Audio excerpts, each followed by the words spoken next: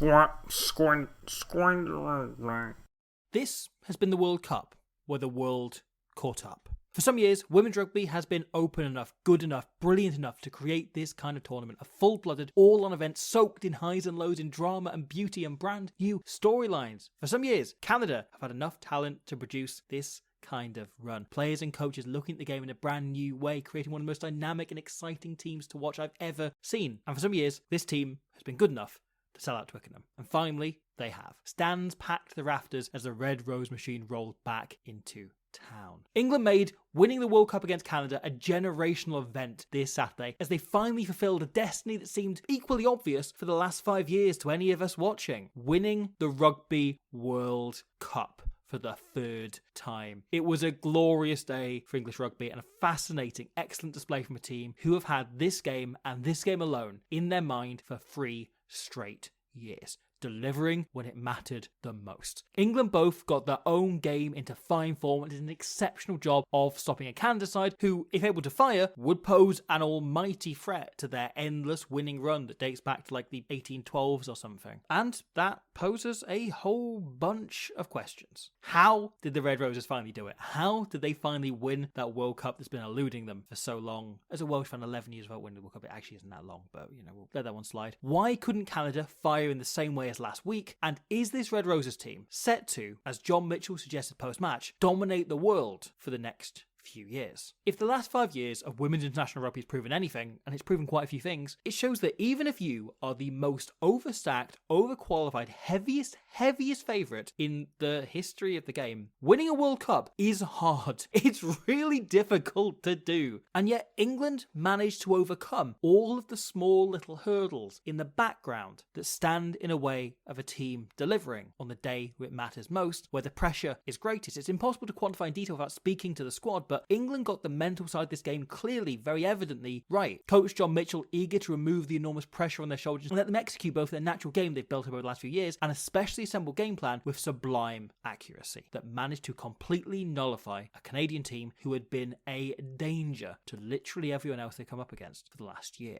Canada, against the Black Ferns in the semi-final, played maybe the fastest game of rugby anyone has ever seen. 90% of their rucks were beneath 3 seconds, an average of just 2.4 seconds per breakdown, able to open up the queues with a crazy calm and accuracy. Mitchell knew going in there was no way to live with this. You can't. No team in the history of the game has ever managed to play as fast as Canada have, so England weren't going to adapt in a week to know how to live with this. They weren't going to find a way to train against that kind of intense speed. And indeed, it was the speed we saw in the lead up to that opening try finished brilliantly by the ever sensational and shiny Asia Hogan-Rochester. It's just archetypal of how Canada play, and a sign they can do this to literally anyone when one bounce, or in this case one overthrow, goes their way. They hit it up through one ruck in midfield, and whilst Tessier and Perry start to set the open side, start to work around here, and the Red Roses in turn work around to this open side, their third fly half, second row Sophie de Goody, is able to organise the blind, call the ball out, and throw a brilliant seed over the top to Forteza, who can ride the tackle and offload. It's one pass to disable the defence. England shoot up really hard to stop that pass because they're assuming it's going to be a human second row, but no,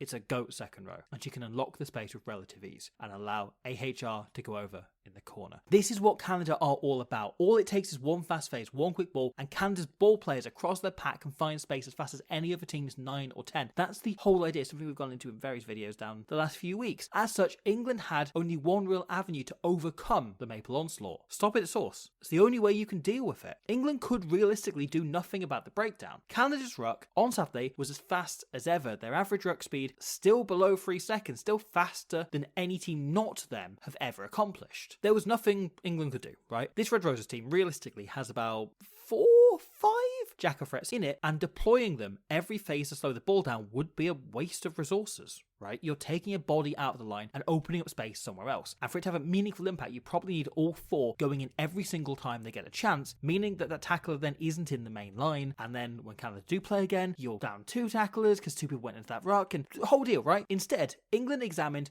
the tackle process itself. The ruck can be as fast as Canada likes, but the tackle preceding it takes 5 seconds instead of 2. That in real terms, is the same as slowing down their breakdowns. It's tanking their recycle speed rather than their ruck speed. Their phase speed slows down enormously. This defensive set in their own 22 is the perfect example of how the Red Roses manage to stop everything. The Roses, in cinemas now, throw 2 into the initial tackle, Cabea on the body and Cocaine on the ball, which actually might have been the tactic that Canada used to produce such phenomenal speed in the semi-final. This just prevents Crossley presenting it back quickly. Technically, right, Canada's ruck speed here is less than a second, but the tackle itself takes 4 to complete, meaning England had 5 seconds to set up. This was something we saw time and time again, right? This smash on Simons is a perfect example. Look at the way Meg Jones gets out of line, cuts off her options, allowing both centres to then get in, one going low, the other on the ball, killing a promising Canadian attack. The next phase, 2 go in again on Corrigan, smashing her backwards. Canada have fast ball, but it's on the back foot. The next few phases, they do really well to regain some momentum and pace, so we'll kind of fast forward over that, and just so that even when they do that, England can still get on top. They continue to throw a second player into basically every tackle, looking for the ball even when they can't find it. Interesting here, right? Cabea has a great chance to go in and slow it down, but instead she just goes back up to her feet and waits for the next tackle. That was England's priority, the tackle, not the ruck. And after a brilliant smash up by O'Donnell here, the next few start to show.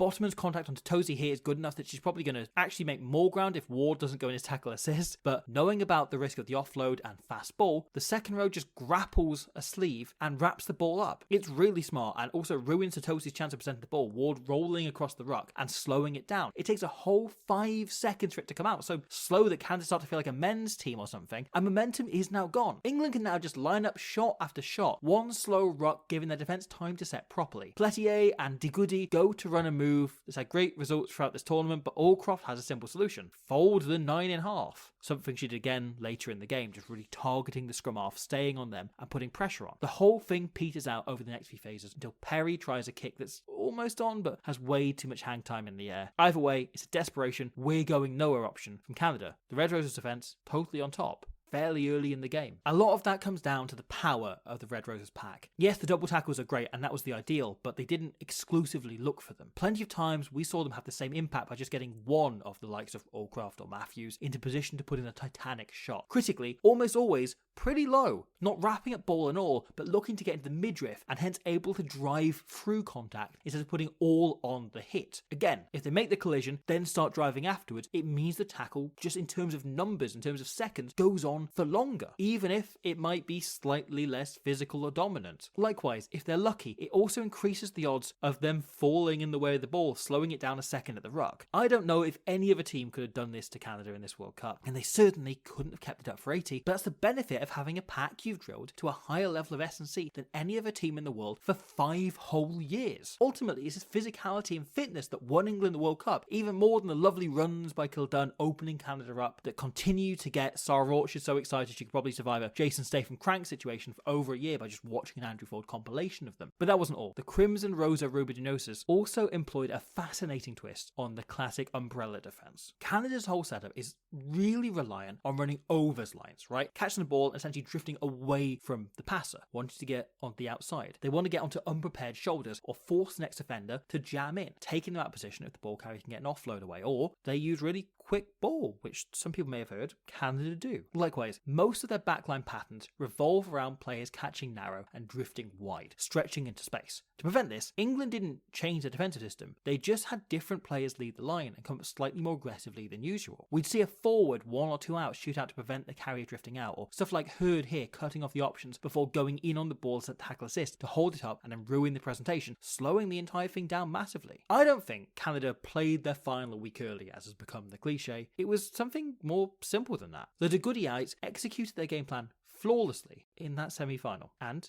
in the process, showed England what their perfect match looked like. Showed them what they train every day. The Red Roses receiving that tape 8 days before the final was as good as Rowe handing John Mitchell the full detailed game plan in a series of tidy notebooks. He had a full week to work out how to stop it and knew his team were accurate enough to deliver on the day. It wasn't just defence. England also adapted their kicking game. Harrison et al. Generally kick long, raking downfield for the Red Roses, as they know most teams just raw don't have more than one player, maybe 2 at most, with the distance of boot that so many many of the England players do. This allows the Roses to win kicking battles before they even begin often, most opposition fullbacks often handing them the ball back for huge net gain on the first attempt, to either run it back or a line out, with 20-30 metres gained. Canada, however, are the rare opponent who have kicking threats all across their backline and second row. So England had to adapt, and they did so through two means. Number one, they lent into patience. Take note of where Dow is when she kicks the ball back here, right, to trigger the kicking battle. And whilst there's a knock-on at the end, if it goes to hand, England have made some 35 metres. They've advanced most of the way downfield. Instead of making maybe 15 to 20 metres per kick that they can when booting it against, say, Wales or Italy, they were netting 4 or 5. But if they keep kicking,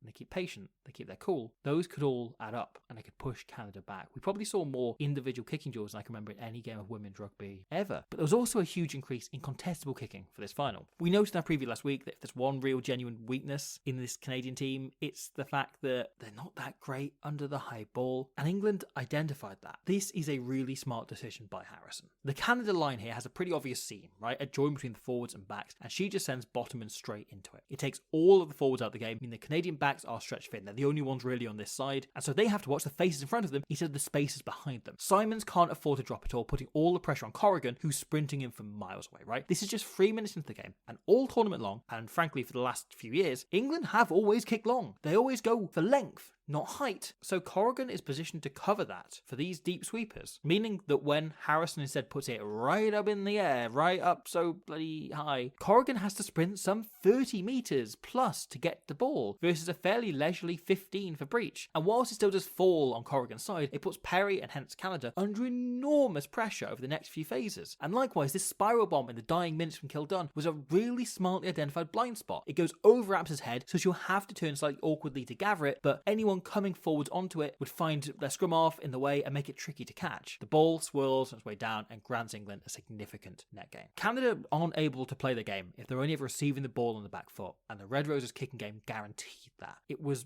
incredibly smart. Canada themselves, though, did come in with quite an intelligent kicking game that they designed very clearly, with Rowe having studied Ellie Kildun in particular and how she marshals a backfield. As anybody in a red cowboy hat could tell you, Eleanor Murder finished loves a counterattack. She loves to do this. She loves to get the ball and go, oh, I'm Ellie Kildun, I'm going to counterattack. That's what she actually sounds like, except slightly more from Yorkshire. So she tends to position herself pretty deep, which allows her to sprint onto the ball, to catch it coming at pace with momentum, so she can then speed up and slalom past defenders and do all of this that Sarah Roach is watching in that compilation. This opened opportunity for Canada, both for kicks like this from Julia Schell, low and headed towards the touchline, a position Kildun never really prioritises because you're only ever fielding the ball, not really able to launch a counter-attack drive yourself. So I'm just low in trajectory, not giving her a chance to sprint onto it, meaning she had to field it either bouncing or at an angle, or ones like this from Perry, just slapping it long down the middle. Kildun here is watching out for that 50-22, knowing Canada have kicked quite a few over the tournament, and as such, she lets the ball bounce, and that bounce is utter chaos. It's from a rugby ball, and almost goes Canada's way. An outcome which causes Kildun to then second guess herself a moment later, slipping in to cover the middle of the pitch, allowing Tessier, who was sensational losing course, like for me, Canada's best player, to hit a beautiful 50-22 moments later, that almost gets them back into the game.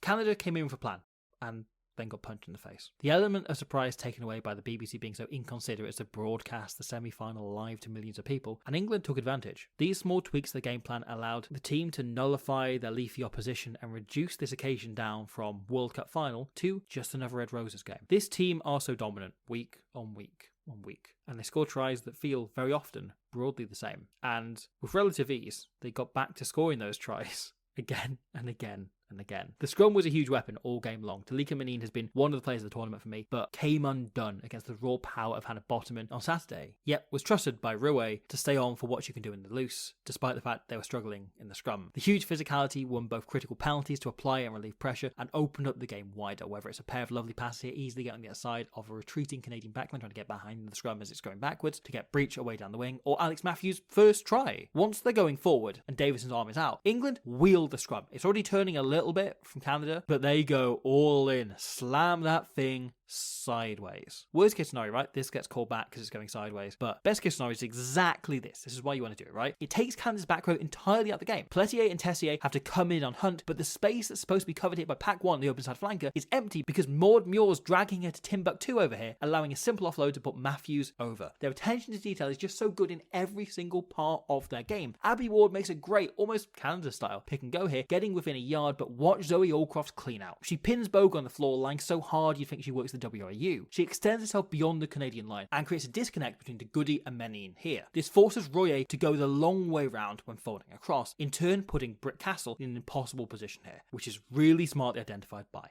Packer. Harrison's position forces Flo Simons up, which creates a second disconnect, because she's watching for the wide ball. De Goody has had to watch around the ruck with Bogue and Menin both basically out of the game, and Simons now watching the wide ball means Castle is suddenly one-on-one with Matthews and only 1 yard to try and prevent her in. Matthews, who is brilliant, as was flank partner Sadio Kabea all game long, just superb, hits a perfect body position to go over and score. It's such a good technical finish. She just knows how to finish these tries. As indeed this entire Red Roses team. They're consistently clinical, accurate, and excellent. This cleanliness would likely have been enough to win them the tournament, even without the various advantages, the RFU being the only nation to actually take the women's game seriously, buys them, but the system has also produced so many players who are simply bigger, faster, and stronger. It's a team who are the best in the world from just so many angles that you can't help but both admire it and, as a fan of another nation, be jealous to the point of resentment towards your own union rather than them. This was the World Cup where the world caught up.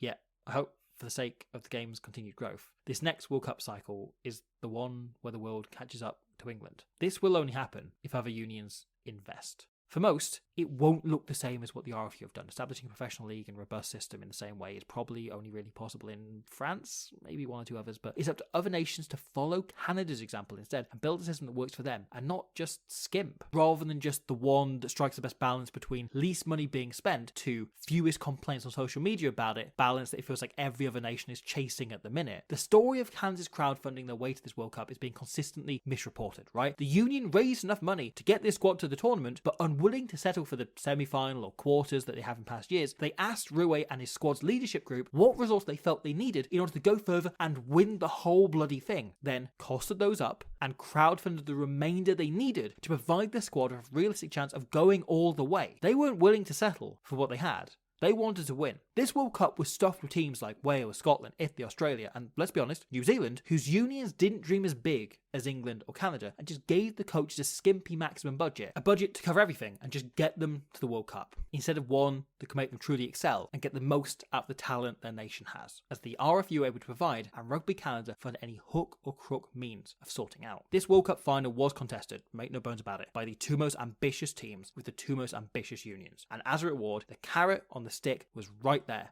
beside the pitch for every other official from every other union to see. A sold out Twickenham, absolutely buzzing at seeing their girls bring home the title they dreamt of for 11 long, not that long, years. Because, right, okay, let's be honest here, right? Seeing the national team get spanked by the Red Roses year after year isn't probably going to motivate that many unions to invest more and prevent that happening. But seeing the money that building a national team this strong and this beloved through investment, through pathways, through really smart branding and marketing will. Over the last couple of weeks, I've heard a few involved in the women's game speak of how they thought this day would never come. A standalone women's international selling out Twickenham. And yet, as somebody who sat on the outskirts and really watched over the last 15 years, I couldn't disagree more. The reason I feel other nations need to be chasing this is because this day at Twickenham was inevitable. It was inevitable in the 1980s, as organised women's international rugby took shape for the first time. It was inevitable in 1991, as 4 volunteers set up the competition would one day give us these scenes. And it was inevitable in 2010,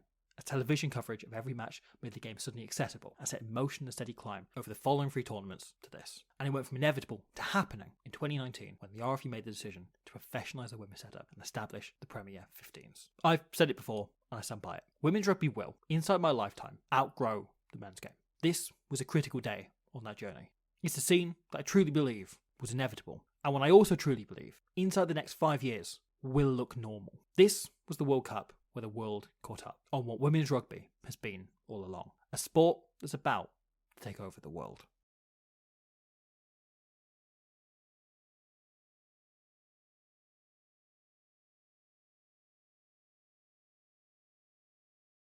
Thanks for watching that. I hope you enjoyed it. We have more on the World Cup. We've looked at every single game. We've got wrap-ups on the whole tournament. We're going to have awards looking over the tournament over the next few days. We're going to go on a deep dive into whether the Red Roses winning this World Cup was the best thing for the game, which is an opinion that's been thrown about and a question that's been asked a few times.